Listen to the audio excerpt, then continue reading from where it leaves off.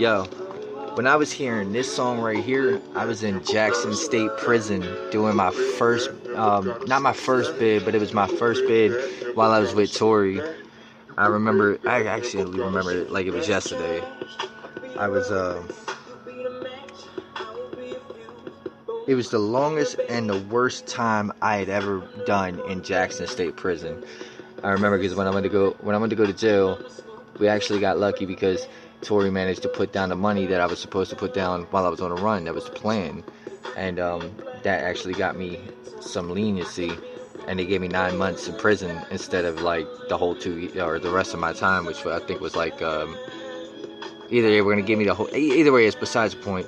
I went down to Jackson, and man, I remember telling Tori the whole time. She was freaking out, you know, getting ready for me to go to prison. She was freaking out like, I don't want you to go to prison. I was like, man, I can't wait to go to prison if I'm going to do time, you know. I was like, it's going to be better in there.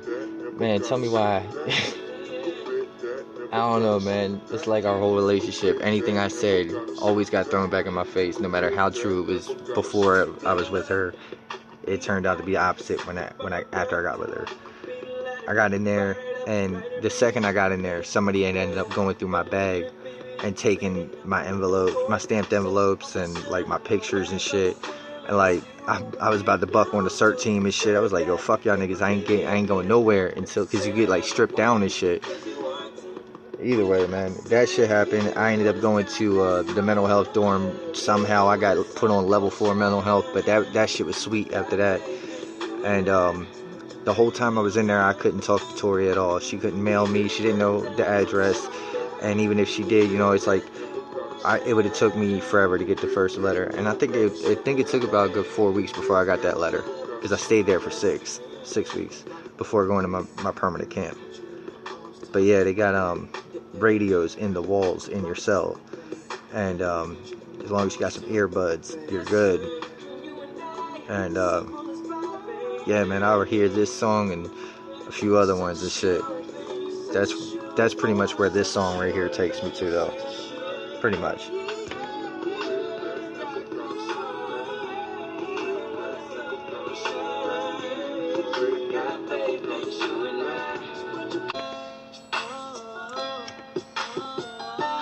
This joint right here, this shit takes me back to around 2005, early 2005, when I was just getting my juvenile life sentence and getting ready to get sent out of state to come down here. And I mean, like, when this shit was coming out, it was this and that Beyonce song, you know, Everything to the Left and shit. That shit. And I was going through the court process with that, my brother coming to court and everything. They wasn't giving me a chance to get the fuck back out again, because every time I got out, you know, I ran crazy. You know, I took over Fort Meade military base. Legitimately, I took over Fort Meade and didn't even mean to. You know, I mean, what started out as just me stealing shit from the PX, you know, so I could have some CDs and shit at home, turned out to be a big fucking thing, like an organization type thing. I started out a whole little crew called Anybody Can Get It, which was supposed to be a branch off of, you know, 159 Who Reduced Gangsta Crips. And man, it's all kinds of crazy, dumb, stupid shit. But yeah, that's where this takes me to. Orlando, Ryan, Mike, who used to ride around on his car like it on E, like it was a new style. White Girl, Chaz, Bam Bam, them blood niggas, my brother Chris, his wife, who is no longer his wife, and I knew she wouldn't make it. You know, that whole situation. This takes me back to where I caught my 175 charges, and what eventually got me banned from any military base for the rest of my life.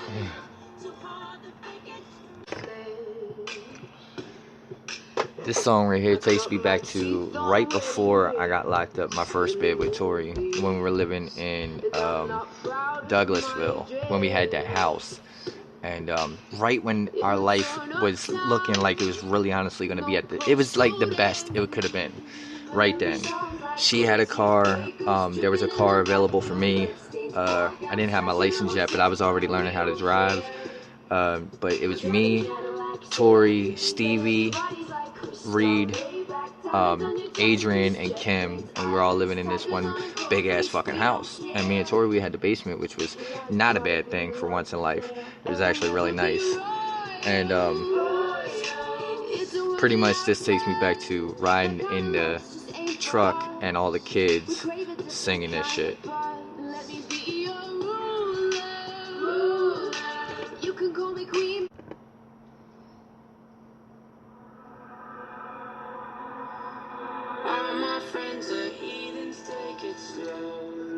Heathens, of course, that takes me back to the trailer right around Christmas time, where me and Tori's mom, the first time I stood up to Tori's mom, that's when this takes me back to, when her mom put her hands on me and shit, because her mom was calling the kids niggers and saying nigger, nigger, nigger, and not calling them niggas, but making them say the word nigga, and they're half black, you see what I'm saying, but she was getting them to say it in a racist way. And it was driving me insane. I'm like, yo, what the fuck? And she had been nagging, trying to, like, picking at us. It's a long story. She was trying to get one of either me or Tori to snap. And it was really just Tori. But when she saw that she couldn't get to Tori, and she saw that she could get to me, it wasn't until she started fucking with the kids, you know. And it was Christmas morning. They were opening up gifts and shit. I swear to God. But that's where this takes me back to.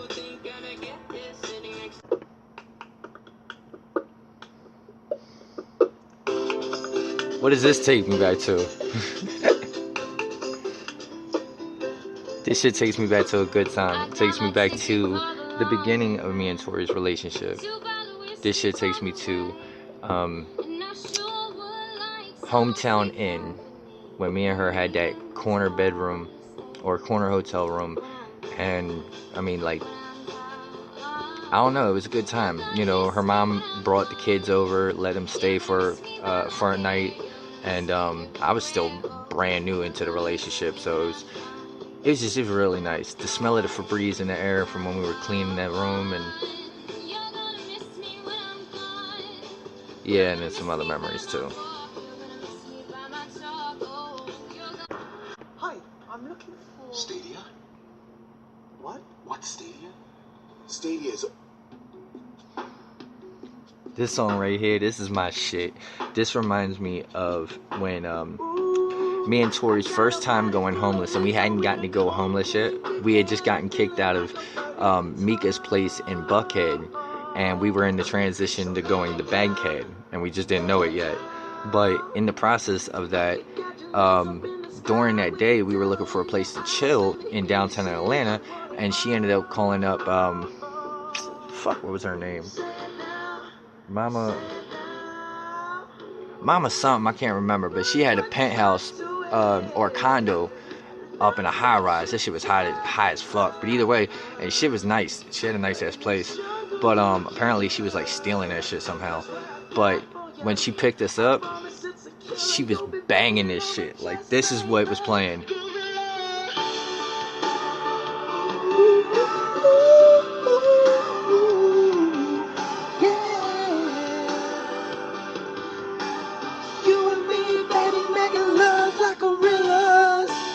And I swear to God, she was just going in. She's like beating on her chest and shit. And she's a big woman, you know what I'm saying? She didn't acknowledge neither one of us when we got in the car. She was blaring this shit, and she was just like, we just jumped in. She just kept driving, and she's singing this shit like, boom, getting it. And I remember Tori was like, "Sing it, mama." Beautiful girls all over the world. This song right here takes me way back. Well, not way back, but it's still way back for me right now. It takes me about 11 years back when I was not with Pam, but I knew Pam. We were friends. I don't know, it just takes me to a point in the library, being around Tyra, who is, what's that nigga's name? I can't remember that nigga's name, but she was a mutual friend of me and Pam and Courtney's girlfriend. Anyway, I was there with her, and you know, I know Pam was somewhere around there. But yeah, that's where this takes me back to. This song is like a mixture between reminding me of Pam and reminding me of Tori, because when I got with Tori, I was still very much into this song. So like the beginning of me and Tori's relationship in 2012 or 13 actually, and the end of me and Pam period in like 2011. This song does take me way back though, like extremely far back. It takes me back to juvenile in Charles H. Hickey School. And the reason why it takes me back there is because right before I got transferred down here to do my juvenile life sentence, I was having a one-on-one all the time, which is a staff member who strictly, when they come to work, they literally just babysit you all fucking day. It was also kind of cool because I got in the front of the lines for lunch and shit, you know. It had its perks. You know, I got to walk around whenever I wanted. If I just got mad, as long as I had my one-on-one with me. Only problem is my door stayed open all the time. He's got to watch me in the shower, all that shit like that. Like, period, watch me. Because I would slice him. I was the first kid in Charles H. Hickey School to slice themselves wide open. And the bad thing is I wasn't even slicing myself wide open. It's just they could not take their eyes off of me. Because if they did, my ass would be bleeding by the time they come back. It don't matter if you just looked away for a second. But this reminds me of a specific time when I was in the last cell that I was ever in. So I know it was right towards the time my end of the time at Charles H. Hickey School, and I was laying on the floor. My one-on-one was sitting at the door, and it was towards the end of the day. And every day I had my thing at the end of every night. I had to at least write 3 poems, and each poem was 16 bars. But I didn't know that. I didn't count bars back then. I didn't know I was writing. I didn't know what was coming from that. Just poems was my thing since Taz and White Girl. So I was sitting there writing poems. I remember after writing my poems, I was drawing, and I remember specifically hearing this song on the radio, because also one of the perks was I can go back in the room whenever I wanted to, and as long as my one-on-one's with me, and I get to listen to the radio. Dude, it was sweet. It was the sweetest time I ever spent in Charles H. Hickey School. But this song was playing.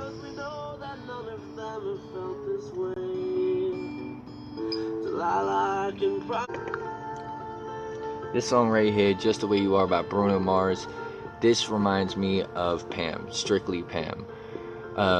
When I was right around the time I was just getting with her.